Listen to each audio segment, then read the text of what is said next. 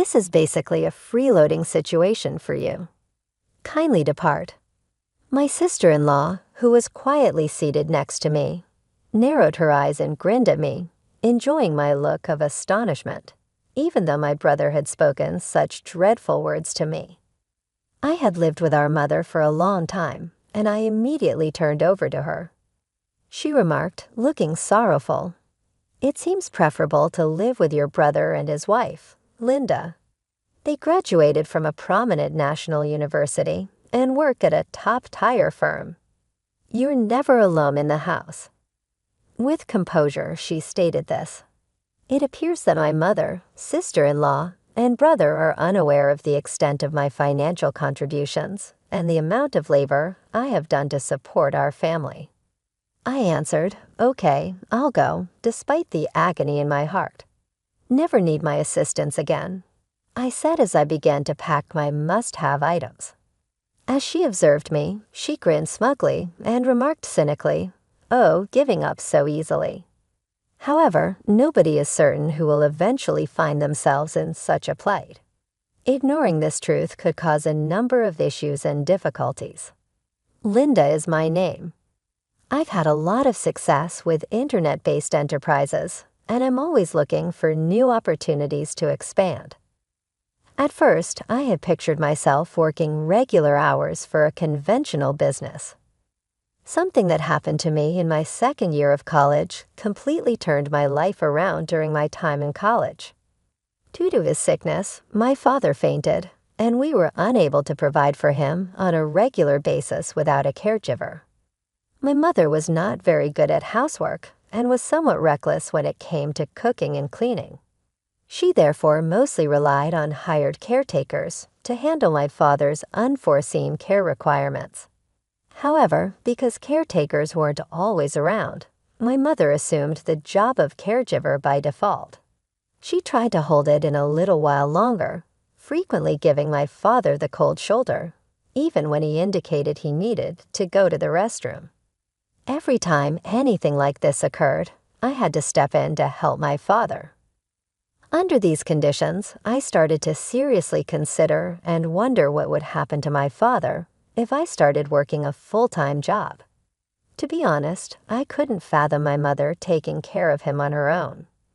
In light of this, I started looking at ways to make money without having to leave my house. Using my economics major, I researched internet business-related concepts and methods during my time in college. To acquire knowledge, I worked with friends who were experts in economics and management. Additional partnerships with tech-savvy acquaintances from different departments gave our internet business initiative a boost. Yes, in fact. Our office is a lovely and functional space. But that office is mainly used as a dedicated place for employees who struggle to focus when working from home, as well as for new hires who require orientation or training. For my part, I don't often go to that workplace. A room at home where I can spend time with my father serves as my main workspace. That's where I do most of my work. My father once questioned me, "Did you give up on a full-time position for me, or was it challenging for you to secure a position as a fresh graduate?" He was curious about my work arrangement. I shed a tear or two while feeling bad about it. I gave a detailed explanation of the internet company I've been running since college. There are no problems with working from home, and the firm is still steady and growing. Upon hearing this, Linda said, "You've truly grown into a responsible adult." It's a far cry from town, and he expressed genuine gratitude from his heart. Actually, I am the only one in charge of supporting my father's daily life. The truth is, I'm not an only child. I have an older brother named Tom, who is 2 years older than me. He tends to be selfish and rarely puts others' needs first. In reality, Tom excelled academically and showcased his talent from his student days. After graduating from a prestigious national university, he leveraged his talents and smoothly secured a position in a top-tier company. When our family received the news of his employment, We were taken aback, but simultaneously wanted to acknowledge and celebrate his achievements.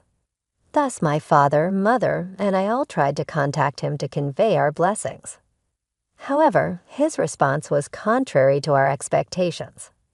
He said, "I will start a new life in the city and will never return to that countryside. I want you to believe I'm doing well on this new way." With that, he ended the call so suddenly. Ever since that day, we couldn't contact him at all. His lines of communication were unilaterally cut off, and all our messages and calls were ignored. Although Tom had received ample financial support from father for his college education and independent living, he never showed any gratitude and distanced himself from us. In this situation, both father and I felt repeated shock and disappointment.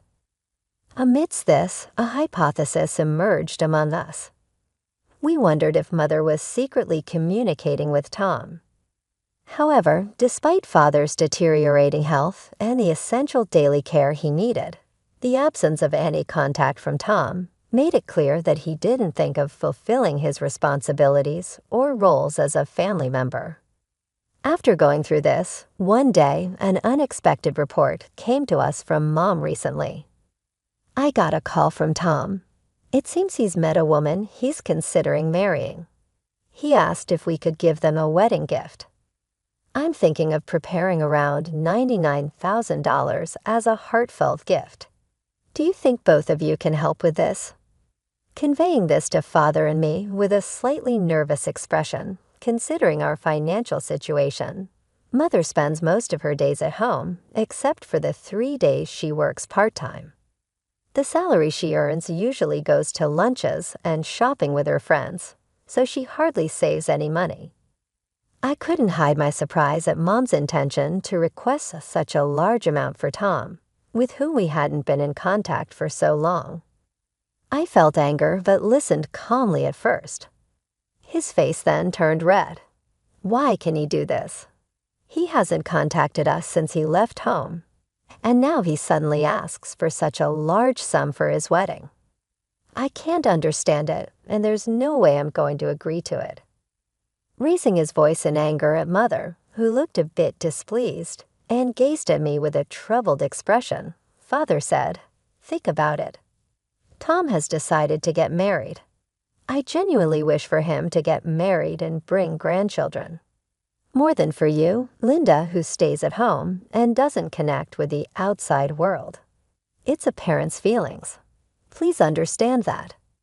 She calmly retorted that the primary reason she didn't work in a regular employment manner was largely influenced by Mother. So I couldn't understand how Mother could say such things to me. Father also couldn't hide his anger at Mother's words because she didn't help me properly with my care. Linda is really concerned about my health and stays home for me. I've given a lot of financial support to Tom over the years, but I've never heard a word of gratitude from him. How can one even think of demanding a large celebration gift for someone like him? That day, the house echoed with the loud arguments between my father and Mother. From the next room, I listened to my mother's accusations, being concerned about my father's health. It was true that my mother always favored my brother, especially praising his academic and other talents. She neither appreciated nor understood my decision to choose a house out of concern for my father's health. This fact deeply saddened me.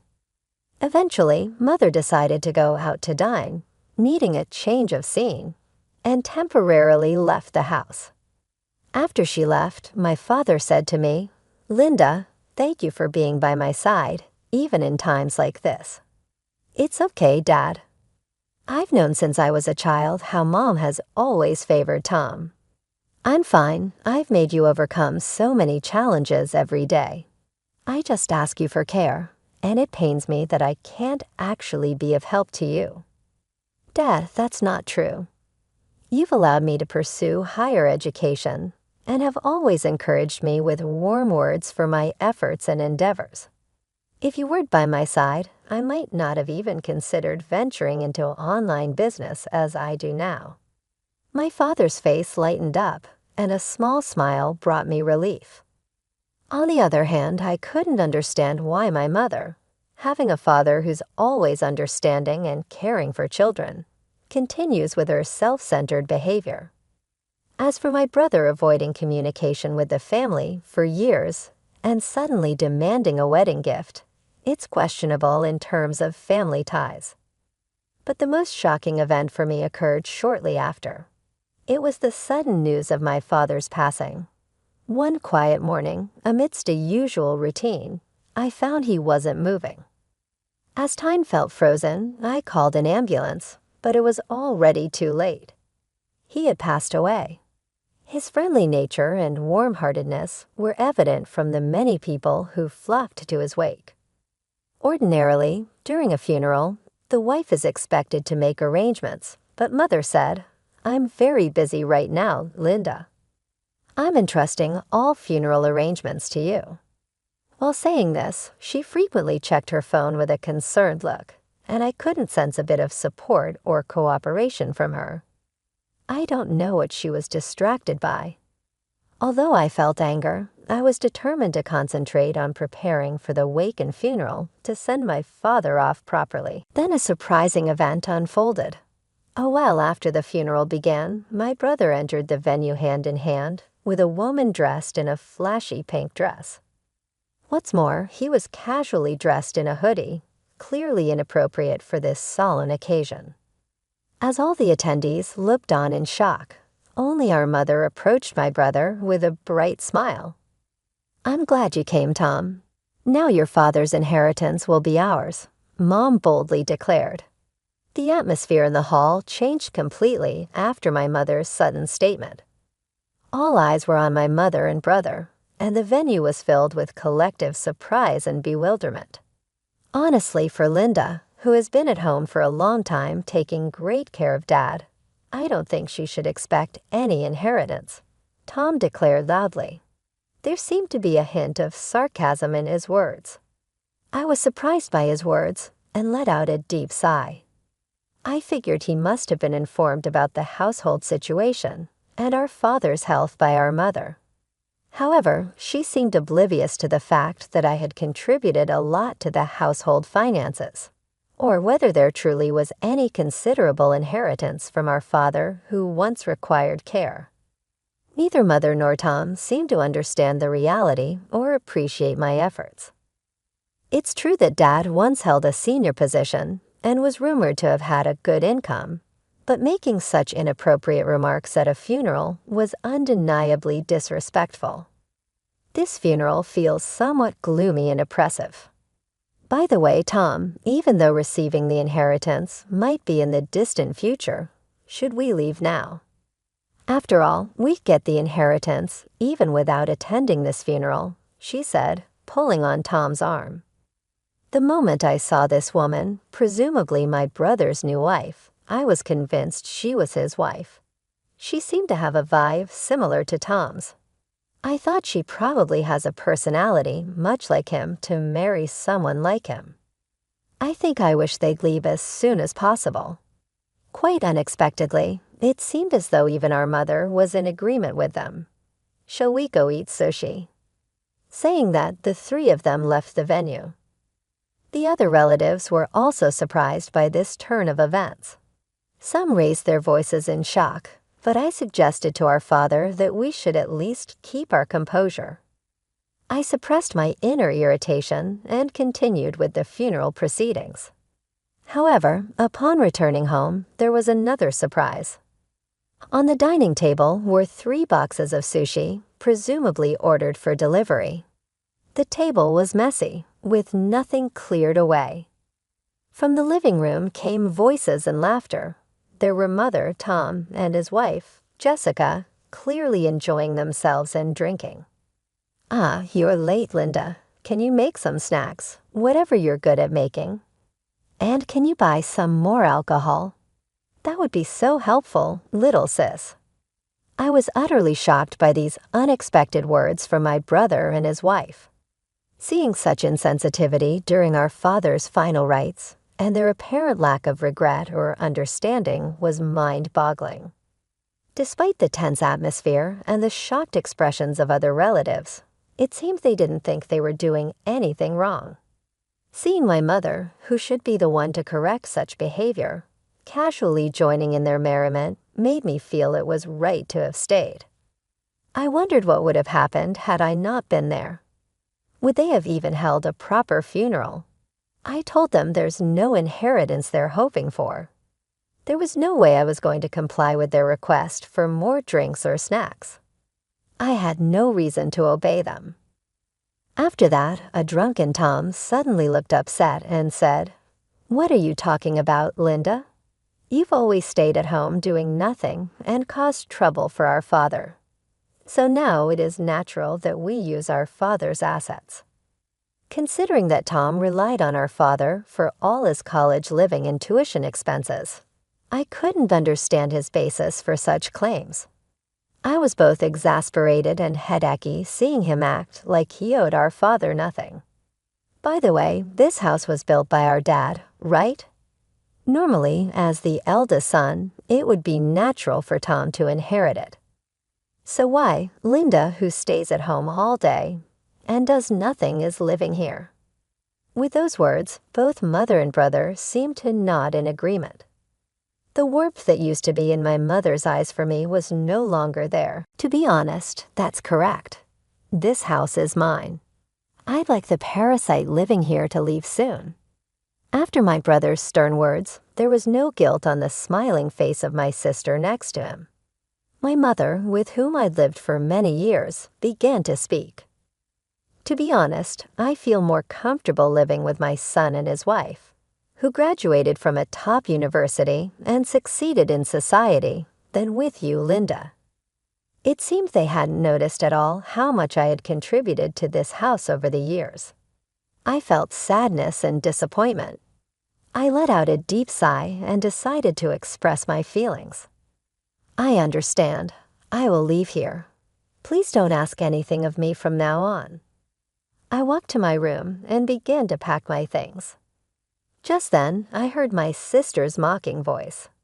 "She is really poor, don't you think so?" Seeing the three of them, my brother, his wife, and my mother, laughing at me, I bitterly smiled in my mind. Yes, in the current situation, I might seem the most miserable, but there's something I'd like them to know. The truth is, I've owned this house since my father was still alive. He entrusted it to me, and I accept it. Therefore, even before my father passed away, this house was legally registered in my name. However, my mother still lives in this house. She has spent a long time here. Even if I informed her of the current situation, she'd likely say, "I spent most of my life here and wouldn't leave easily." Considering this situation, I've been seriously thinking about what to do with the house, especially after seeing my mother's cold behavior during my father's funeral. My thoughts became stronger. I felt tired of my relationship with her and started to see her presence as a burden. I thought it would be lonely living alone in this big house, and maintaining it would also be challenging. So I decided to sell it.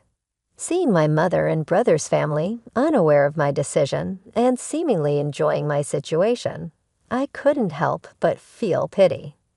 Their attitude, expecting some inheritance that my father supposedly had, seems rather ridiculous to me. My mother, during her healthier days, did have a stable income. However, since she became unable to work due to health issues, her income stopped, and she had to use her carefully saved savings to hire a helper for daily assistance. It's true that my mother withdrew money from her savings for daily expenses. However, even after my father fell ill and had some problems in everyday life, my mother strived to maintain her unchanged lifestyle. As a result, her savings gradually decreased. When I noticed that my father's savings had been completely depleted, I decided to contribute $3,000 every month to support the household. Though my mother took care of housework, she was not good at managing household finances. When shopping at the supermarket, she often made impulsive purchases, buying expensive items more than necessary. Seasonal sales and budgeting strategies didn't seem significant to her. Moreover, she tended to use the money she earned from her part-time job for her hobbies and leisure. Additionally, she withdrew more money from her daily expenses for her enjoyment, making it hard to comprehend her financial decisions. My father often said to me, "I'm sorry." The money saved by my father was ultimately used by my mother. When I finally decided to leave the house, I withdrew all the remaining balance from the account I had been supplying for household expenses. I couldn't imagine letting my mother use this money anymore. So the events of the day after I made up my mind to leave the house began. "Linga, did you take the household funds? It's the important money for our living." I was suddenly interrupted by my mother's voice over the phone during a quiet morning. I could sense a mix of surprise and blame in her tone. "Mom, which household funds are you talking about?" "The savings that your father built up over the years. When I checked, every account was empty." "Isn't it because you used up all those savings?" "Mom, what are you talking about? Are you surprised? I've left the household ledger on the living room table. In it, there's a record of you making frequent withdrawals using Dad's cherished savings." Not just me, but Dad knew about it too. After those savings were gone, I was the one financially supporting the house with $3,000 every month. From the other end of the phone, I heard my mother's footsteps rushing around, possibly searching for the ledger I mentioned.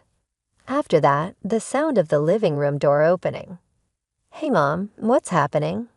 Weren't we supposed to inherit the estate after Dad passed away? Did you use it all up?" Anger and disappointment were evident in my brother's voice. I could also hear his wife's voice in the background. "It's unbelievable what you've done, Mother. Did you really call us from our hometown, relying on our financial support?" That's really cold. No, I didn't mean it like that.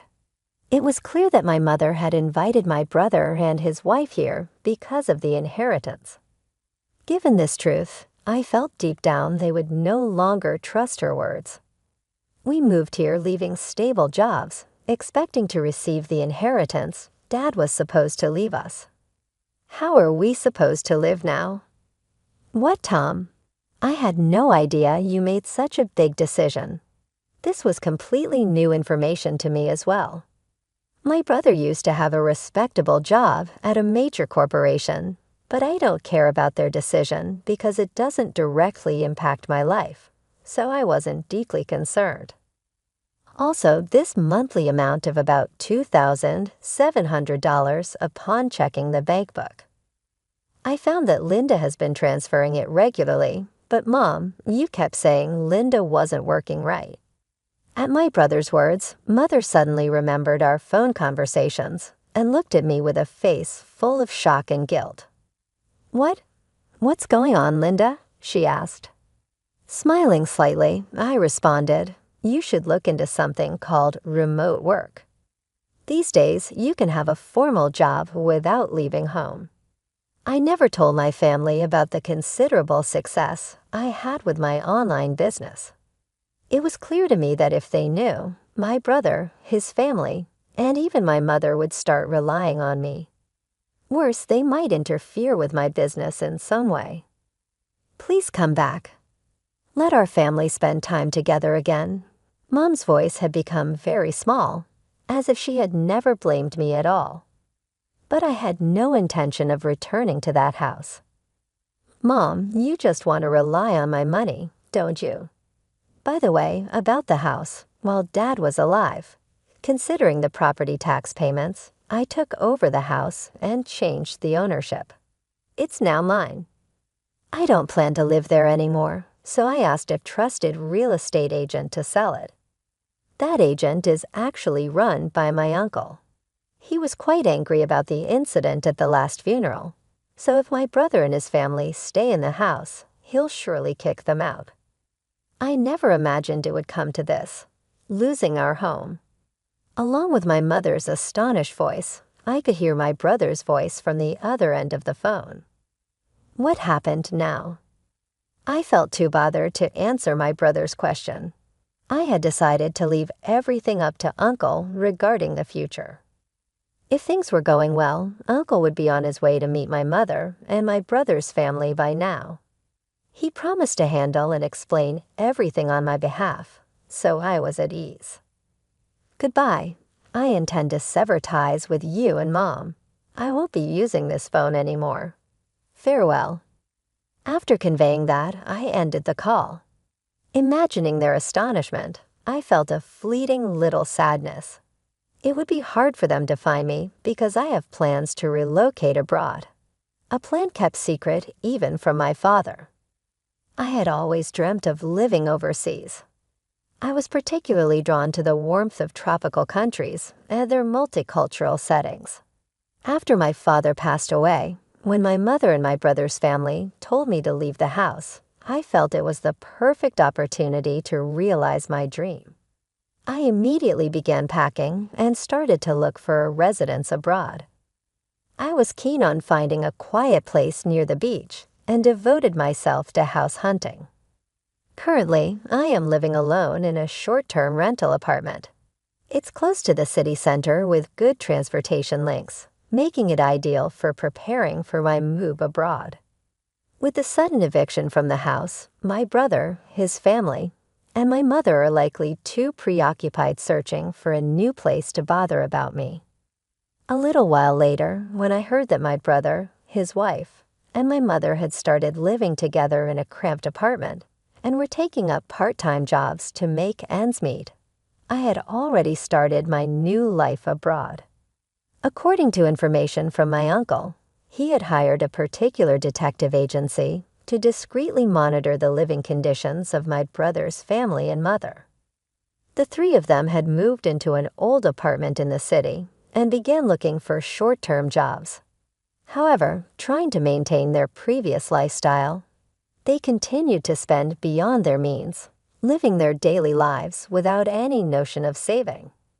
As a result, my uncle heard from the detective that there were rumors they were borrowing money from potentially high-risk lenders. If things continue like this, they might face even more challenging situations with debt collectors. Given the past events and my decision to sever ties with them, I've avoided any further involvement, and it's unlikely I'll ever see them again.